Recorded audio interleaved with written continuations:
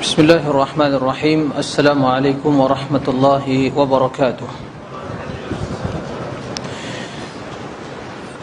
Alhamdulillahi rabbil alamin, wassalatu wassalamu ala ashrafil anbiya'i wal mursalin, nabiyyina Muhammadin wa ala alihi wa sahbihi ajma'in wa man tabi'ahum bi ihsanin ila yaumiddin. يا أيها الذين آمنوا اتقوا الله حق تقاته ولا تموتن إلا وأنتم مسلمون.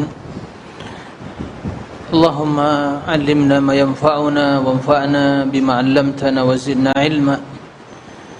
اللهم اجعل ما نتعلمه حجة لنا لا حجة علينا. Jamaah sekalian, kaum muslimin dan muslimah rahimakumullah. Kembali kita melanjutkan kajian kita tentang ad-da' wad-dawa, obat dan penyakit dan obatnya, karya Imam Ibnu Qayyim rahimahullah. Penyakit yang dimaksud yaitu dosa dan seluruh yang berkaitan dengannya. Bagaimana obatnya? Inilah yang dijelaskan oleh Imam Ibnu Qayyim rahimahullah setelah beliau menjelaskan berbagai akibat atau efek negatif serta sanksi azab yang Allah berikan, Allah turunkan kepada pelaku dosa, baik yang menimpa fisiknya atau psikisnya, jiwa, rohaninya, hatinya, yaitu lahir dan batin, akan terkena dampak dari bahaya dosa yang dikerjakannya. Kemudian kita telah sampai kepada pembahasan yang berkaitan dengan bahaya zina, dosa perzinaan. Beliau menukil perkataan Abdullah bin Mas'ud radhiyallahu an bahwa ma dhahara ar-riba waz-zina fi qaryatin illa adhina Allahu bi ihlakiha. Tidaklah transaksi riba, perilaku riba dan perbuatan zina tampak merajalela, menjamur di suatu tempat, di suatu negeri, di suatu daerah, kecuali Allah telah mengizinkan untuk membinasakan negeri tersebut.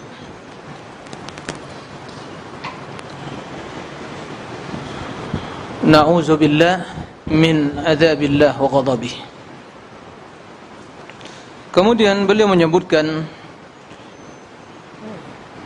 riwayat Israiliyah tentang kisah yang terjadi pada umat sebelum kita. Qala rahimahullah, wa ra'a ba'du ahbari bani Israil ibnan lahu yughamizu imra'atan.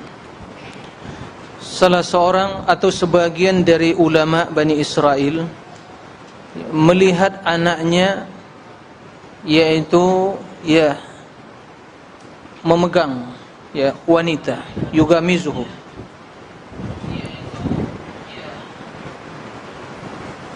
Man hada?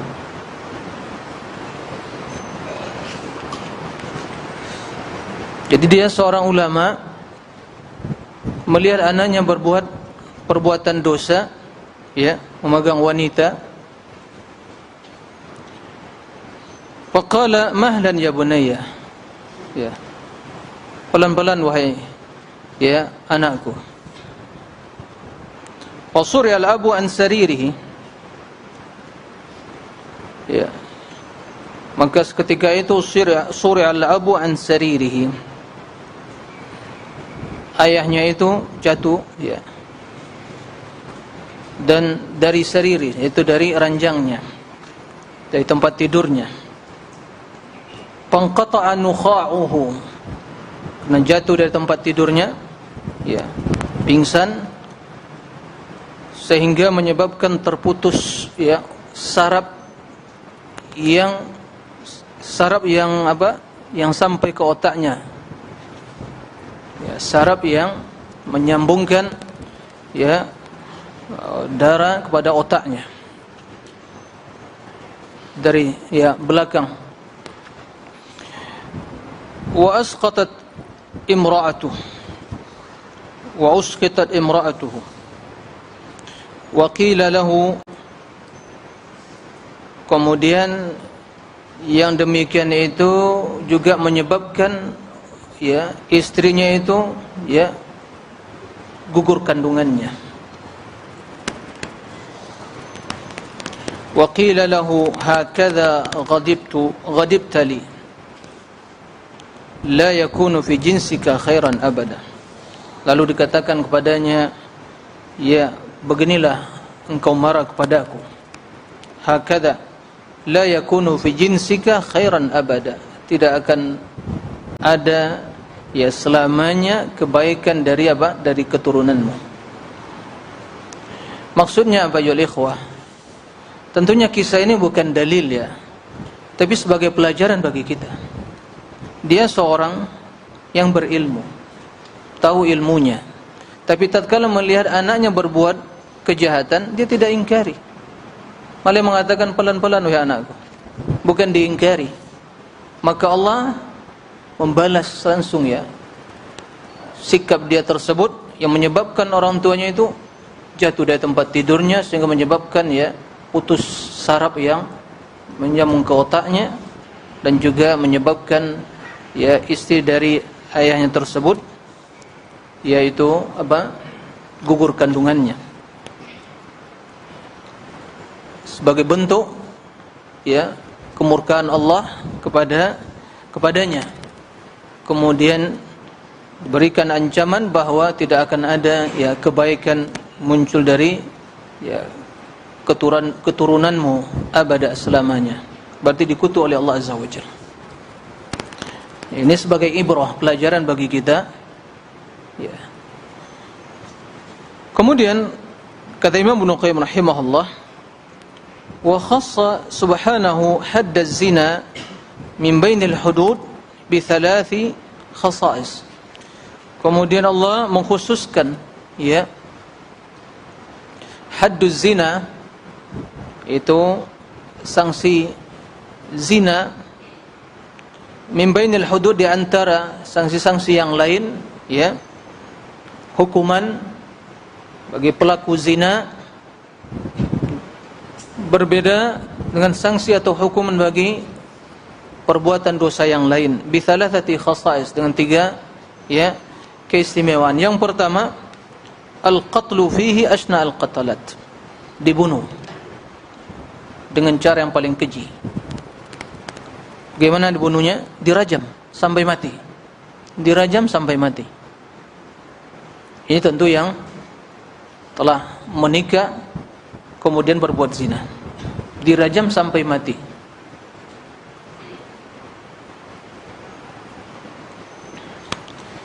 Wa haitsu khaffafahu fajama'a fihi bainal 'uqubah 'ala al-badan bil jald wa 'ala al-qalbi bi taghribihi an watanihi sanah. Kemudian diberi keringanan bagi siapa yang masih ya remaja atau yang anak muda yang belum menikah kemudian berzina. Bainal uqubati 'alal bil jaldi 'alal badan, yaitu dicambuk kemudian diasingkan dari negerinya selama 1 tahun, taghrib, ta'zir. Dan tentunya kita tidak bisa membayangkan ya dijauhkan dari tempat tinggal, dari kampung halamannya 1 tahun, suatu tempat ya diasingkan. Tentu ini adalah hal yang luar biasa yang akan mempengaruhi ya psikologisnya, jiwanya. Nah, begitu.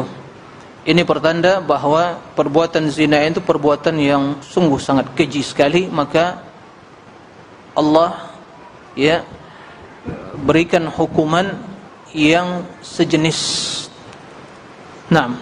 dicambuk bagi yang belum menikah. Kalau yang sudah menikah kemudian berzina, dirajam. Ya, agar seluruh badannya itu merasakan sakit. Karena manakala dia itu telah berbuat zina, maka seluruh badan itu merasakan kenikmatan dari kenikmatan yang sesaat dari perbuatan zina tadi. Maka yang cocok adalah juga diazab, dirasakan oleh seluruh badannya dengan dicambuk atau dirajam. Nah, kemudian yang kedua, Allah annahu naha ibadahu an ta'khudhahum bizzunati ra'fatun fi dinihim. Jadi Allah melarang kaum muslimin, ya, melarang dari apa? Ada rasa kasihan terhadap pelaku zina itu. Di waktu merajam itu jangan ada sama sekali rasa kasihan. Itu perintah Allah, ya, dirajam. Ini perintah Allah, agama Allah. Bihaitsu tamna'uhum min iqamatil haddi 'alaihim. Yang rasa kasihan itu menghalang mereka untuk mengeksekusi, untuk menjatuhkan hukuman tadi. Enggak boleh. Ya. Tidak menerima syafaat dalam hal ini. Ya, tidak ada keringanan. Fa inna subhana min ra'afati wa rahmati bihim syara'a hadhihi al-'uqubah. Bahwa sesungguhnya Allah Azza wa Jalla merupakan bagian dari kasih sayang dan rahmatnya. Allah syariatkan kepada umat manusia, kepada hambanya sanksi dan hukuman ini. Jadi tatkala Allah Subhanahu wa taala mensyariatkan untuk merajam, ya, atau mencambuk, kan begitu, pelaku zina, itulah bentuk dari kasih sayang Allah dan rahmat Allah. Karena Allah mengetahui hukuman sanksi yang sesuai, ya, dengan perbuatan dan kejahatan atau dosa yang mereka lakukan. Wa huwa arhamu minkum. Allah tentu lebih sayang daripada kalian. Naam.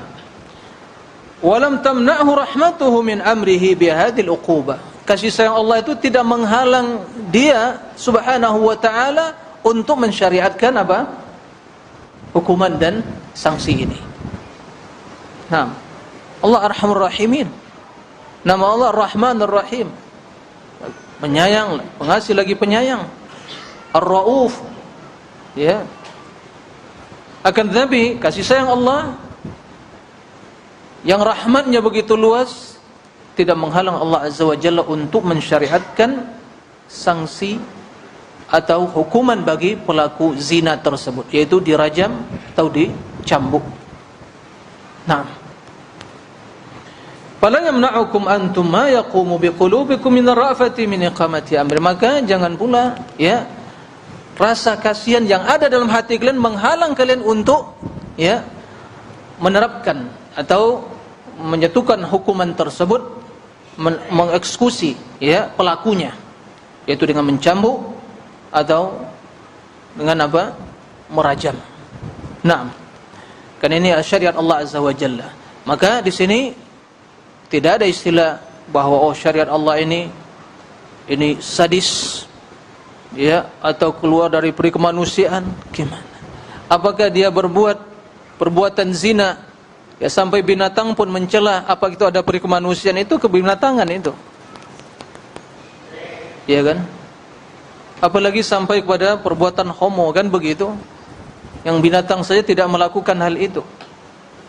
Keji, merusak tatanan hidup, kehidupan manusia, rusak disebabkan perbuatan zina. Nah, mencoreng nama baik pelakunya, keluarganya, merusak nasabnya, merusak hatinya. Nah, merusak tatanan hidup manusia. Nah, maka Allah mengetahui bahwa hukuman sanksi yang sesuai adalah apa yang disyariatkan oleh Allah, dirajam dan dicambuk. Nah, kemudian diasingkan.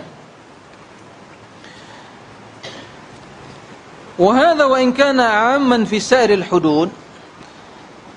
Yang demikian, hal yang demikian kendati itu semua ya umum dalam seluruh hukuman Allah. Naam. Tatkala kita menerapkan hukuman, enggak boleh ada rasa kasihan di situ. Potong tangan, qisas, kan begitu? Enggak boleh ada. Kenapa? Ini kita sedang menerapkan hukuman Allah Azza wa Jalla. Allah yang lebih penyayang, Allah yang lebih pengasih, rahmatnya meliputi seluruh hambanya, tidak ada batasnya. Tapi Allah syariatkan potong tangan, Allah syariatkan qisas, dibunuh, Allah syariatkan dirajam.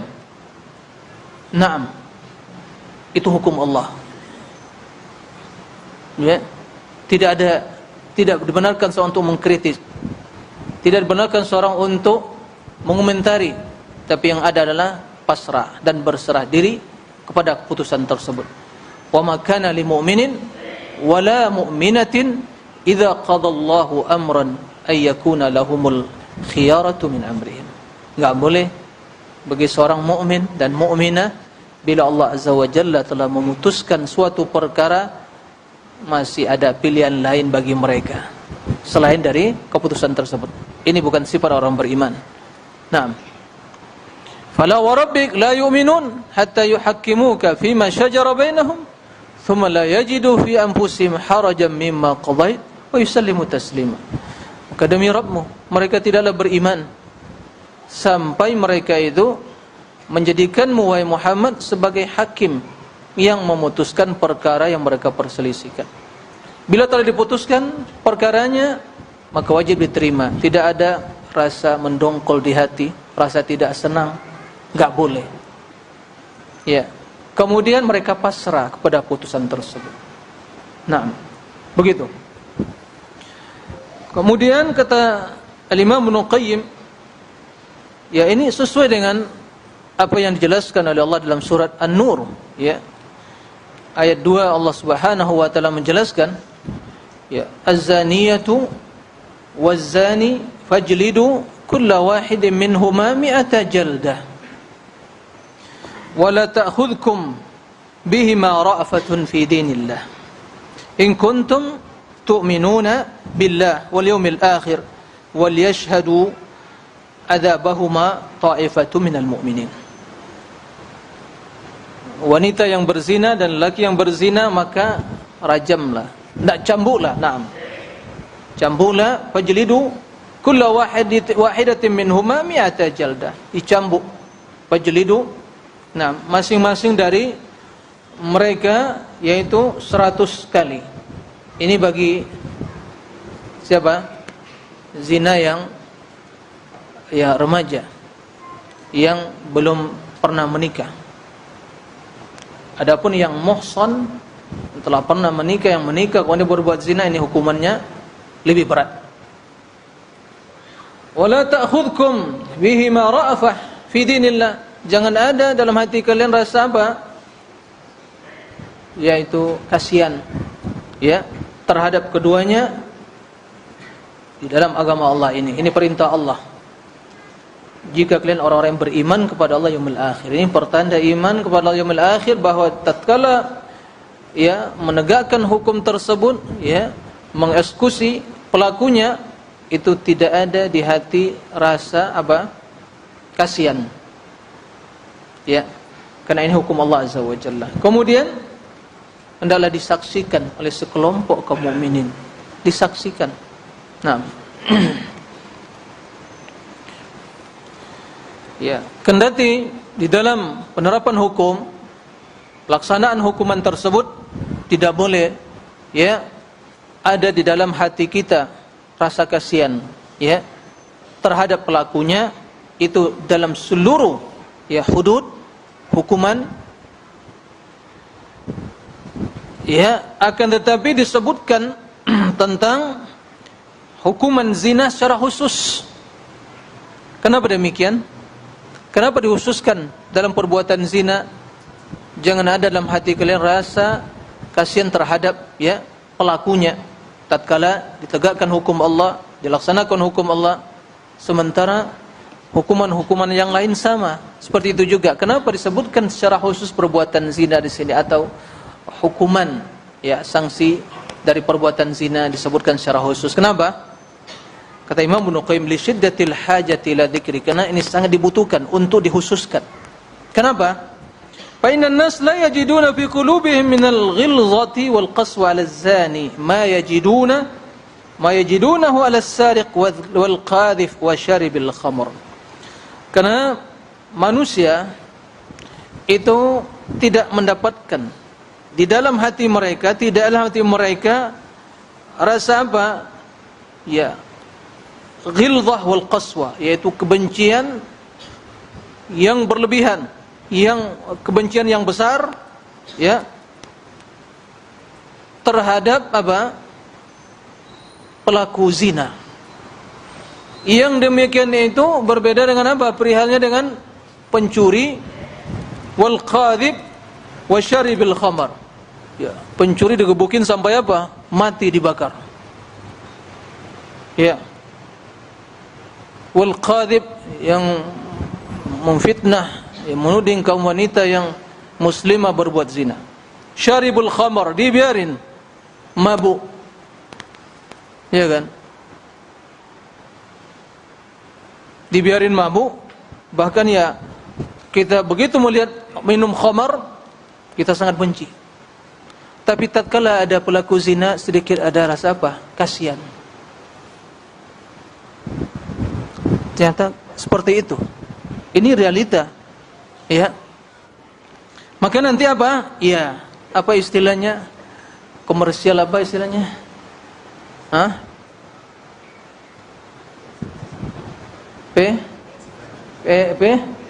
Apa itu? Pekerja seks komersial. Nauzubillah. Begitulah iblis, ya, menamakan perbuatan zina dosa, ya, pekerja. Ya. Dikomersialkan. Nauzubillah. Ya, nauzubillah. Jadi bahasanya oleh iblis dia perhalus. Itulah cara-cara iblis, syaitan, nauzubillah. Sama, kolaborasi antara syaitan, manusia dan jin. Begitu untuk melegalkan, ya. Tambah lagi syaitan manusia yang mencari-cari teori menghalalkan zina. Naam. Allah, syayatinul ins wal jin. Allah mengatakan syaitan itu ada di kalangan jin dan ins. Nah, seperti itu. Nah, hati mereka, faqulubum tarhamu zani akthar mimma tarhamu ghairahu min arbabil jaraim. Jadi hati mereka itu, dalam hati mereka ada rasa kasihan lebih terhadap pelaku zina ketimbang apa? Pelaku dosa yang lainnya. Nah, wal waqi' syahidun, realitanya, faktanya seperti itu. Fanuhu an ta'khudhahum hadhihi ar-ra'fah. Lalu mereka dilarang, ya, dari adanya rasa kasihan terhadap pelaku zina tersebut, ya, tatkala dijatuhkan atau dilaksanakan hukuman bagi mereka. Wa tahmiluhum ala ta'tili haddillah, na'am, ala ta'tili haddillah, yang menyebabkan mereka itu apa? Untuk membatalkan hukuman tersebut. Ya. Baik. Wa sababu hadhihi rahmah anna hadha an-dhab yaqa'u min al-ashra' wal aswa' wal awsat wal ardhal. Kenapa? Ya, ada rasa kasihan dalam hati manusia kepada pelaku zina tatkala ketahuan itu berzina. Kenapa ada?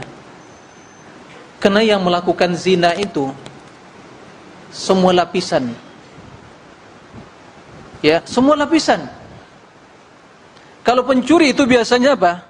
Orang miskin tidak punya duit, kelaparan, kan begitu. Kendati zaman sekarang ini juga pencurinya ya kelas apa kan gitu ya, yang berdasi, yang ya korupsinya luar biasa. Ya. Tapi secara prinsip, secara ya asalnya pencuri itu banyak faktornya karena kebutuhan. Ya. Seperti itu. Dan itu yang melakukan ya orang-orang yang mungkin tidak berduit, kan begitu ya. Biasanya seperti itu. Tapi kalau zina ini orang berduit, nggak berduit melakukan. Apalagi kalau berduit, dia bisa membeli apa saja yang diinginkan dia. Kan begitu? Nah, dia gunakan untuk berbuat maksiat. Jadi menengah ke atas, menengah kemudian masyarakat bawah. Semua lapisan melakukan. Nah, oleh karena itu, wa fil nufus aqwa dawa ilaihi, dan juga di dalam jiwanya ada dorongan yang sangat kuat untuk melakukan hal itu. Syahwat, nafsu. Wal musyarik fi katsir, yang melakukannya banyak. Ikut serta dalam hal itu juga. Waliyazubillah. Wa aktsaru asbabihi, dan kebanyakan sebab perbuatan zina itu apa? Al-ishq. Apa al-ishq? Syiddatul hub. Jadi hasrat yang berlebihan, keinginan ya yang berlebihan. Wal qulub majbulatun ala rahmatil asyik. Biasanya hati itu telah tertanam di dalamnya apa? Kasihan, ya, rasa kasihan terhadap orang yang asyik, orang yang sedang apa? Mabuk cinta, kan begitu. Di asyik itu mungkin mabuk cinta, bisa diartikan seperti itu. Nah, lupa semuanya sampai menjerumuskan dia dalam perbuatan apa? Zina. Dia lupa. Ya. Karena cintanya telah membara, kan begitu. Telah membakar hatinya. Nah, tapi itu cinta ternyata cinta apa? Cinta palsu. Cinta yang muharram. Ya, cinta yang disalurkan kepada apa? Hal yang haram. Naam. Baik. Wa katsiru minan nas yu'iddu musa'adatahu musa'adatahu ta'atan wa qurba. Kebanyakan manusia ya mengira bahwa menolong dia, membantu dia itu sebagai apa? Suatu ketaatan dan kebaikan. Kasihan. Orang lagi asyik-asyik, lagi ya mabuk cinta, masa ya dirajam, kan gitu ya. Betul enggak? Seperti itu. Nah, kan suka sama suka. Kan gitu. Nah, malasnya suka sama suka. Kan hak asasi manusia, suka sama suka, siapa yang terzolimi? Enggak ada. Loh, kok Anda ya, kan hak. Nah, seperti itu kata mereka ya, hak asasi. Dengan alasan hak asasi. Nah, ya dilegalkanlah LGBT macam-macam, kan begitu ya. Nah, sehingga kata Imam Ibnu Qayyim, wa in kanat as-suratul al-ma'syuqa muharramatan alaih, kendati ya bentuk dari ya cinta yang berlebihan atau yang mabuk cinta itu muharram alaihi, itu cinta yang haram. Wala yustankar hadzal amr, kemudian tidak diingkari perkara ini, padahal itu hal yang diharamkan. Fa huwa mustaqir inda man sya'allahu min asya'i min asbahil ba'im, dan yang demikian itu ya ada dalam hati dan jiwa orang-orang yang seperti kata Imam Ibnu Qayyim seperti binatang. Jadi orang-orang yang seperti kaki empat itu memang ya karakternya ya menginginkan, menyukai perbuatan-perbuatan yang haram tadi. Ya. Seperti itu. Maka asbahul an'am kata Imam Ibnu Qayyim. Apalagi yang sampai kepada perbuatan homo itu ya. Naam. Seperti itu. Enggak ada yang ya binatang sini tidak mau mendatangi apa? Menunggangi apa? Yang jantan, kan begitu. Itu binatang. Tapi ada manusia na'udzubillah menunggangi manusia. Ya, maka asbahul bahaim, lebih hina dari itu. Seperti binatang kata Imam Ibnu Qayyim. Ya. Itu dah fitrah yang telah rusak. Nah.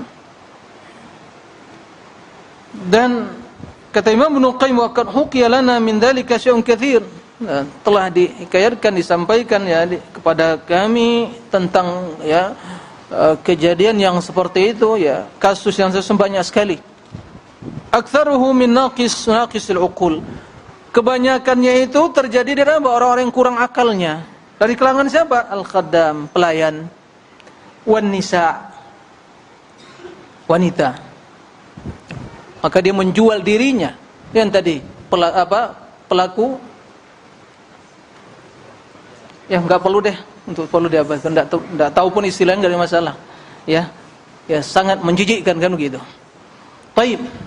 Nisa, dan dahulu orang-orang jahiliyah, wanita jahiliyah dahulu yang orang-orang memiliki kedudukan, ya, bukan budak. Enggak ada yang melakukan zina itu. Yang terkena di zaman jahiliyah itu pelaku zina itu budak. Ya. Makanya sebagian ummahat ya atasnil hurrah, kaget kan begitu disampaikan. Apakah ada seorang wanita yang merdeka, yang bermartabat, yang memiliki kehormatan diri, berbuat zina? Aneh. Itu hanya dilakukan ya apa? Wanita-wanita yang ya gak ada nilainya. Pelayan, kemudian ya budak, diperjualbelikan, ya, menjual dirinya. Waliyazubillah. Begitu kejinya perbuatan tersebut dalam fitrah manusia. Maka orang-orang yang kurang akalnya yang melakukan hal itu. Ya, yang kurang akalnya. Dari kalangan al-khaddam, pelayan, pembantu, wan nisa, dan kaum wanita. Naqisatul aql. Ya, seperti itu. Ya. Adapun di zaman sekarang ini waliyazubillah. Ya, waliyazubillah dengan berbagai sarana dan media yang memudahkan manusia berbuat zina, wal iyazubillah. Ya. Apa yang tidak ya terjadi dengan media yang sekarang ini, yang selingkuh, kan begitu ya. Dengan media sekarang ini, wal iyazubillah, betapa banyak rumah tangga yang mungkin ya berantakan disebabkan suami yang selingkuh, istri yang selingkuh, kan begitu. Naam. Waliyazubillah. Apalagi fitnah media sosial. Yang kerjanya sibuk dengan media sosial, dia ada menikah, ada suami atau sudah apa? Ya. Menikah, ada punya istri, punya suami, tapi masih juga chatting dengan yang bukan mahram dia.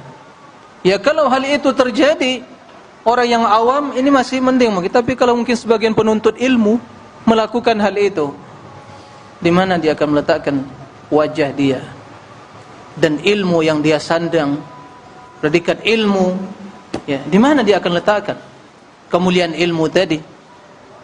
Penuntut ilmu yang melakukan, yang dikatakan berilmu, yang berpendidikan, melakukan hal itu, ini adalah musibah. Maka jangan beri peluang. Jangan ya biarkan ada kesempatan bagi syaitan. Tutup pintu yang menjerumuskan ke dalam hal itu serapat-rapatnya. Jangan merasa aman. Oh ya kan saya ustaz, saya penuntut ilmu, aman. Enggak. Siapa yang aman? Karena kalau talibul ilmi, ya tingkat kualitas keilmuan iblisnya juga sesuai dengan penuntut ilmu juga. Liciknya dia. Kalau ustaz dia juga seperti itu juga, menggodanya. Jadi jangan merasa aman. Apalagi fitnah wanita. Ya, jangankan kita yang ilmunya yang ilmu kita yang sangat minim. Ulama salaf, ya, salah seorang mereka mengatakan, umur saya telah 80 tahun. Maka tidak ada dalam hidup ini fitnah yang sangat saya khawatirkan bagi diriku dari fitnah wanita. 80 tahun. Mau apa 80 tahun? Mau nikah lagi? Ya. Tapi begitulah mereka takutnya pada fitnah wanita. Lah kita membuka peluang pada dengan chattingan, Facebook, WA-an, Japri atau Wapri atau tidak tahu apa nama istilahnya. Macam-macam ya kan begitu. Ikut grup ini, grup itulah, macam-macam. Ya, kasihan Ustaz kan dakwah, Ustaz bangunkan, yuk salat subuh bangun gitu ya. Ayo sekarang ya qiyamul lail gitu ya. Saya kan dakwah, Ustaz. Ya akhi, syaitan antum qiyamul lail ya, keheningan malam, syaitan lebih kehening-hening lagi masuk dalam hati antum ya. Jadi jangan buka-buka kesempatan untuk ya waspada ya jemaah. Ya, waspada, ada syaitan dan iblis di sekitar kita. Nah. Baik. Kemudian kata beliau, dan biasanya juga dosa ini yaitu zina itu kebiasaannya itu ma yaqa'u min at-taradi min al-janiba, itu suka sama suka. Itu biasanya. Ya kan? Suka sama suka. Tapi kalau diperkosa lain lagi. Ya kan? Korban. Wanita yang tapi diperkosa. Kalau ini enggak, zina ya suka sama suka. Itu biasanya. Wala yaqa' fihi min al-'udwan wadh-dhulm wal-iqtisad. Itu tidak jadi kenapa? Dizalimi atau kena ya dipaksa atau di apa namanya itu ya. Nam dipaksa. Iqtisab. Nam. Ma yanfurun nufus minhu. Yang demikian itu pasti orang tidak senang. Ya. Diperkosa, mana ada wanita yang mau diperkosa. Kan begitu. Dizalimi, dipaksa. Tapi kalau suka sama suka, itulah zina tadi. Nah, zina itu suka sama suka. Makanya sebagian ingin menghalalkan ya, kalau suka sama suka kan tidak ada masalah. Na'udzubillah. Ya teori iblis, syaitan yang ingin dilegalkan. Wa fiha syahwatun ghalibah, dan juga dalam kondisi itu syahwah, keinginan hasad syahwatnya yang ghalibah, yang mendominasi, dorongan syahwatnya. Fa tasawwuru dzalika li nafsiha, fa tusawwira dzalika li nafsiha, lalu dia membayangkan hal itu untuk dirinya. Fayaqumu biha rahmatun tamna iqamatil haddi. Lalu yang demikian itu yang merajam tadi ya, membayangkan itu semua kan suka sama suka. Kan ya orang punya hasrat, melampiaskan, kan begitu syahwatnya. Kok malah dirajam? Nah, kan begitu. Syaitannya membisik, maka kasihan dong, masa dirajam? Udah enggak perlu dirajam, di penjara saja atau dikawinkan saja. Nauzubillah, ya. Jadi dikarenakan ada ya persepsi dan hal-hal yang seperti itu, maka Allah ya menyebutkan secara khusus bahwa itu dirajam, dan jangan sampai ada rasa kasihan dalam hati kita terhadap ya pelakunya. Baik, demikian wallahu alam. Waktu telah masuk. Nah, silakan. Azan. Nah.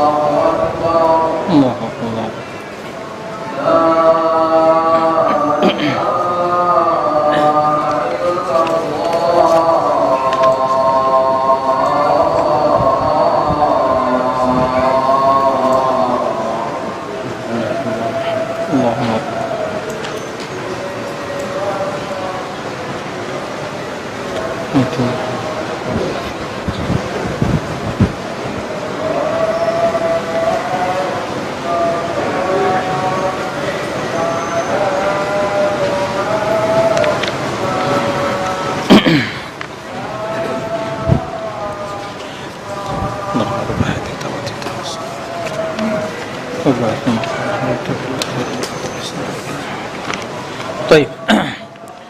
Jemaah sekalian rahimakumullah, sebelum kita akhiri kajian kita pada kesempatan yang mulia ini, ada beberapa pertanyaan. Yang pertama, bismillahirrahmanirrahim. Afwan Ustaz, mau tanya apa hukum onani? Ya. Dikarenakan belum bisa nikah tetapi kondisi mengharuskan menikah. Apa maksudnya ini? Belum bisa menikah tapi mengharuskan menikah. Ya. Di kondisinya udah harus menikah tapi belum mampu menikah. Dan adakah doa khusus untuk perkara tersebut? Barakallahu fiik. Ya, pertama tentang masalah onani jelas diharamkan. Karena termasuk sifat orang beriman, walladzina hum li furujihim hafizun, mereka yang menjaga, melihara kemaluan mereka. Termasuk dalam hal ini adalah tidak melakukan ya perbuatan zina yang diharamkan atau ya perbuatan yang onani. Naam. Maka ini termasuk hal yang diharamkan. Nah, solusinya bagaimana jika seorang ya kondisi yang udah harus dia menikah? Ya, pertama ente kalau di jamiah atau di kuliatil Imam Syafi'i ya minta izin ke bagian akademik saat saya pulang menjumpai orang tua dulu. Ya, saya ingin ngomong serius karena kalau lewat HP nggak bisa. Kalau masalah menikah langsung duduk bersama orang tua, duduk langsung sampaikan. Ya, seperti itu. Kemudian ya bekali diri dengan apa? Banyak berpuasa. Kemudian ya ghaddul basar. Ya, tundukkan pandangan. Ya, jangan sibuk dengan apa? Dunia maya yang di sana ya dengan hanya satu sentuhan saja kan begitu terbuka sarana-sarana yang seperti itu, maka itu ditutup. Kemudian mohon pertolongan pada Allah Azza wa Jalla ya agar hati kita dipalingkan dari maksiat dan dosa dan ditanamkan dalam diri kita kecintaan kepada iman, kepada ketaatan, kepada amal saleh. Kemudian ya sibukkan diri dengan hal-hal yang bermanfaat, ilmu, mudzakarah, membaca, menulis, kan begitu. Coba seorang dalam menulis membahas suatu masalah sibuk dengan tulisan masalah ilmu, ya dia mencari, membahas, kemudian menyimpulkan, kemudian menyusun ilmu tersebut, ya dalam untayan-untayan kalimat yang bermanfaat dia sampaikan, sibuk dengan seperti itu, maka tidak ada waktu untuk ya hal yang seperti itu. Tapi karena kita waktunya kosong, ada waktu untuk membuang waktu, ya itu masalahnya. Jadi mengerawang ke sana sini pemikirannya, ya. Oleh karenanya ya memohon kepada Allah pertolongan untuk ya dimudahkan oleh Allah berikan pertolongan untuk meninggalkan hal-hal yang seperti itu. Nah, wallahu a'lam. Kemudian pertanyaan yang selanjutnya. Assalamualaikum Ustaz. Bismillah, afwan Ustaz, ya tolong nasihati kami atau kita ini? Kita para penuntut ilmu yang kadang syahwatnya atau hasratnya semakin naik. Syukran jazakumullah khairan. Ya, seharusnya ya iman dan takwa semakin naik, itu seharusnya pertanyaannya. Baik, jadi tatkala syahwat dan ya hasrat seperti itu semakin bertambah, maka tingkatkan iman, tingkatkan ketakwaan. Ya seperti yang sampaikan tadi, jangan buka celah-celah untuk hal itu. Di zaman sekarang ini sarana fasilitas media untuk berbuat dosa itu na'udzubillah. Ya, ini fitnah, bala. Dari satu sisi nikmat, kemudahan media komunikasi, mengakses informasi, mendapatkan ya suatu berita, data tentang suatu masalah, kan begitu, dimudahkan. Tapi di waktu yang sama juga kemudahan berbuat dosa itu semakin terbuka. Ya. Dan kebanyakan media tersebut dimanfaatkan untuk hal-hal yang negatif, dan musuh-musuh Islam, orang-orang kafir, mereka mengetahui ya bagaimana bahaya atau pentingnya media yang seperti itu. Dan mereka, makanya konten-konten yang diperbanyak mereka adalah hal-hal yang berkaitan dengan maksiat, ya, terutama ya menjadikan wanita sebagai alat ya, untuk mempromosikan perbuatan-perbuatan haram tersebut. Nah, oleh karena itu ghaddul basar, ya, memohon kepada Allah, sibukkan dengan perbanyak membaca Al-Quran, zikir kepada Allah, ya, insyaallah hal-hal seperti itu akan bisa teratasi. Nah, wallahu a'lam. Baik. Pertanyaan selanjutnya, semoga Allah menjaga Ustaz dan seluruh keluarga. Semoga Allah menjaga kita semua.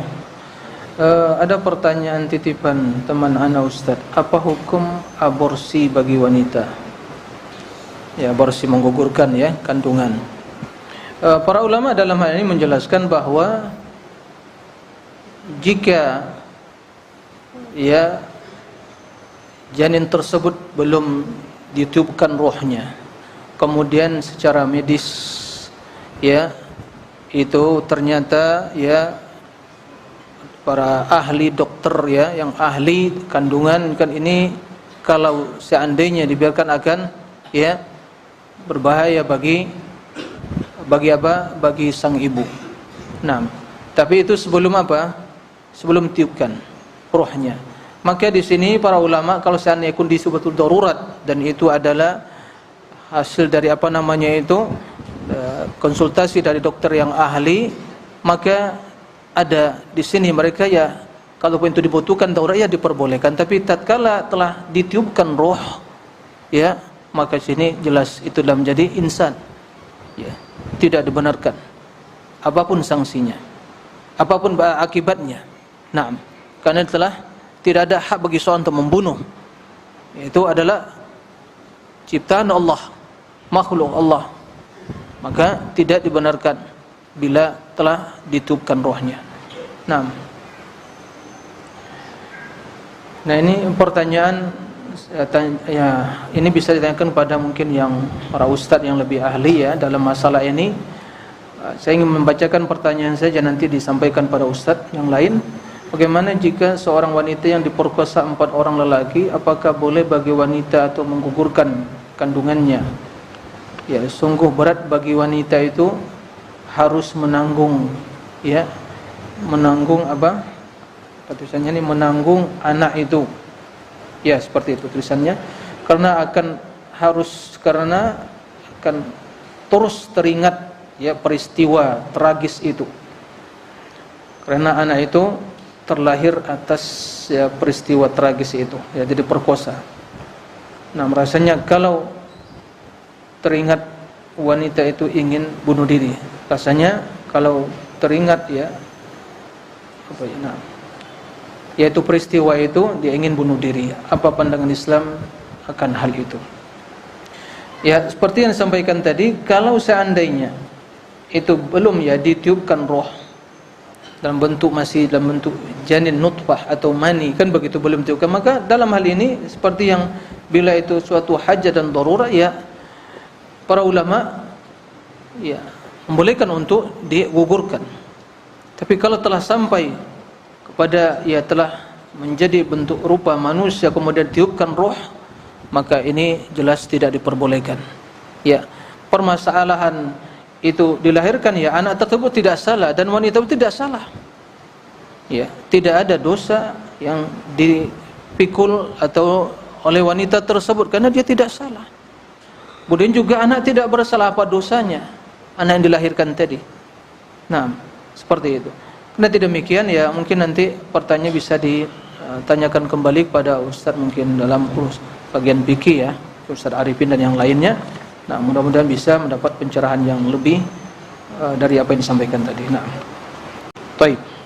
Mungkin saya simpan pertanyaan ini saya titipkan sama beliau nanti. Kemudian pertanyaan yang selanjutnya, ana mau minta solusi Ustaz. Ana dari dulu sampai detik ini jemaah. Sampai detik pertanyaan ini ana baca. Kan sampai detik ini ya susah untuk bangun subuh. Ini apa ya, curhat ini, pertanyaannya ini lagi curhat. Jazakallahu khairan ya. Ini pertanda masih ya, kebaikan itu masih ada dalam hati. Nah, kalau didiamkan ya ini berbahaya. Taib, kalau bangun itu pun jarang jarang sekali. Maksudnya apa? Kalau bangun itu pun jarang sekali. Artinya memang sulit kan gitu ya. Memang jarang berarti bangunnya. Ana sudah pasang alarm jam 3 atau jam 3.45. Ya.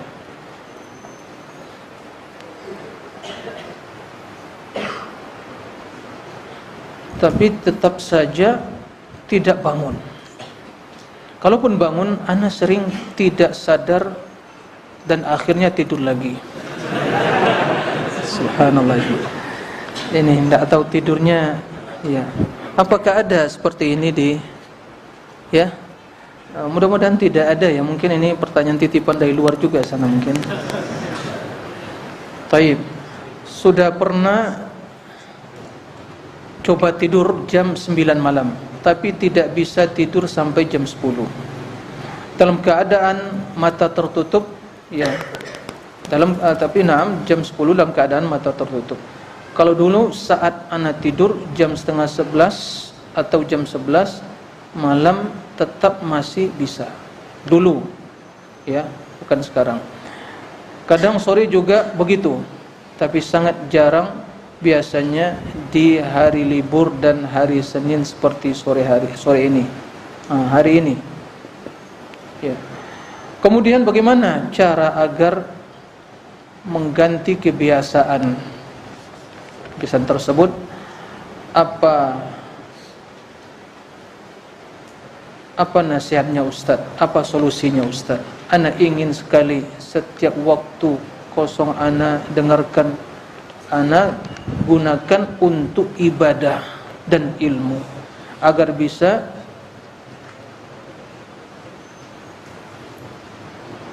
taib. Intinya jemaah udah tahu ya, intinya pertanyaan itu adalah ini saudara kita ini sulit untuk bangun di pagi hari. Ya, bangun waktu subuh. Dia usaha telah dilakukan ya, alarm mungkin jam 3 ya atau 3.45 juga sulit untuk bangun. Itu pun kalau bangun enggak sadar tidur lagi. Ya. Ana ingin bertanya, di waktu ya sebelum tidur,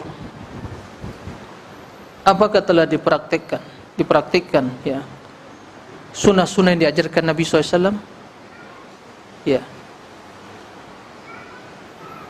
berwudu, baca ayat kursi, kemudian doa-doa yang lain, kan begitu ya. Kemudian subhanallah 33 kali, alhamdulillah 33 kali, kemudian Allahu akbar, kan begitu diajarkan Rasul pada Ali bin Abi Thalib. Nah, apakah itu semua telah diamalkan? Banyak zikir-zikir yang diucapkan Nabi sebelum tidur, banyak. Nah, itu ya akhil karim, dipelajari, itu antum baca. Ya, malam ini antum baca itu. Kalau ada yang hadir sekarang ini, malam ini antum baca itu. Antum bisa membaca ya adab zikir-zikir yang dibaca Nabi sebelum tidur. Berwudu, ya. Kemudian ya, bagaimana tidurnya Nabi sallallahu alaihi wasallam? Lungkup atau menelentang begini atau bagaimana? Ala syiqqil aiman, kan begitu? Ya. Menghadap ke kiblat. Coba antum praktekkan itu. Bi'inillah. Antum bangun. Samping itu juga ya, alarm dihidupkan. Kemudian juga titip pesan ke teman, ya akhi, bangunkan ana. Kalau anda juga bangun, ambil air siram ana. Insyaallah ya akhi. Ya. Bila seorang memiliki keinginan azimah, Allah akan mudahkan urusan dia. Naam. Ya. Jadi begitu bangun, baca doa. Cuci muka, ke kamar mandi, kan begitu. Dibawa tidur lagi. Berarti ada ikatan yang belum terlepas, ikatan syaitan tadi. Nah, dia kembali mengikat, kemudian yang ngencingi telinganya sampai ya enggak bangun lagi. Oleh karena itu berdoa. Naam. Ya. Ini resep Nabi SAW. Dan mohon ya Allah, mohon ya akhi ya Allah, bangunkan aku ya Allah. Naam. Selain doa-doa yang kita baca tadi, mohon pada Allah. Naam. Untuk ya dibangunkan di jam ya 3 atau 3:04 atau pas waktu azan. Naam. Ya, sekarang waktu azan 4 kurang 1/4. Ya, bangun jam 3 lewat 1/4, ada waktu setengah jam, masih bisa pun solat 2 rakaat. Ya, kalau enggak bisa panjang ya baca qul huwallahu ahad, qul a'udzu birabbin nas, masih bisa 2 rakaat. Enggak bisa 3 witirnya, 1 rakaat witirnya. Ya, daripada tidak ada sama sekali. Nah, daripada tidak ada sama sekali. Ya. Kemudian berdoa kepada Allah Azza wa Jalla. Ya, Allah katakan, siapa yang berdoa aku perkenankan doanya. Minta kepada ya Allah, beri aku pertolongan ya Allah, beri kekuatanku ya hamba-Mu ya Allah untuk bisa bangun di pagi hari Allah. Allah katakan akan aku kabulkan, kata Allah. Itu janji Allah. Ya. Maka memohon kepada Allah pertolongan, ya, karena tanpa pertolongan enggak bisa kita melakukan ya amalan ibadah apapun. Enggak bisa. Lemah, selemah-lemahnya. Ya, iyyaka na'budu wa iyyaka nasta'in. Naam. Iyyaka na'budu wa iyyaka nasta'in. Ya, kita memohon kepada Allah ya, semoga saudara kita yang bertanya, yang curhat ya, bagus, ini perlu kita kita apresiasi karena ini petanda kebaikan. Yang bermasalah, dia ada masalah tapi tidak mau menyampaikan masalah. Itu masalah. Masalah fauqa masalah. Naam. Dan orang yang seperti ini harus kita apresiasi. Ya. Berarti dia itu masih ingin. Tapi dia ada masalah. Tapi enggak mau menyampaikan masalah dan tidak bisa menyelesaikan masalah, ya tambah masalah. Terus ini masalah terus. Ya kapan selesai masalahnya? Masalah fikihnya banyak mau dikerjain, masalah banyak, semua masalah, tambah masalah, enggak selesai. Maka di sini kita alhamdulillah banyak para asatidz minta nasihat, ya. Alhamdulillah banyak untuk sampaikan, ya. Insyaallah mereka terbuka hatinya, waktunya untuk bisa mendengar curhat antum. Ya, insyaallah. Makanya perlu kita ta'awun, tolong menolong. Ya, saling mengingatkan, mendoakan kebaikan saudara kita. Ini yang harus kita pupuk di sini. Jazakallahu khairan. Ana mengapresiasi ya pertanyaan saudara kita ini. Semoga Allah Azza wa Jalla memberikan pertolongan kepada kita, terutama yang berbicara ini ya, kemudian pada yang hadir, para akhwat, ummahat, para mahasiswa, semua ya, kita yang hadir, keluarga besar STDI, semoga Allah memudahkan urusan kita, berikan pertolongan untuk melakukan ibadah kepada Allah, berzikir ya, bersyukur dan melakukan ibadah yang terbaik ya kepada Allah Azza wa Jalla. Allahumma amin. Demikian yang bisa dijawab. Wa sallallahu wasallam ala nabiyyina Muhammadin wa alihi wa sahbihi wasallim. Walhamdulillahi rabbil alamin. Wassalamu alaikum warahmatullahi wabarakatuh.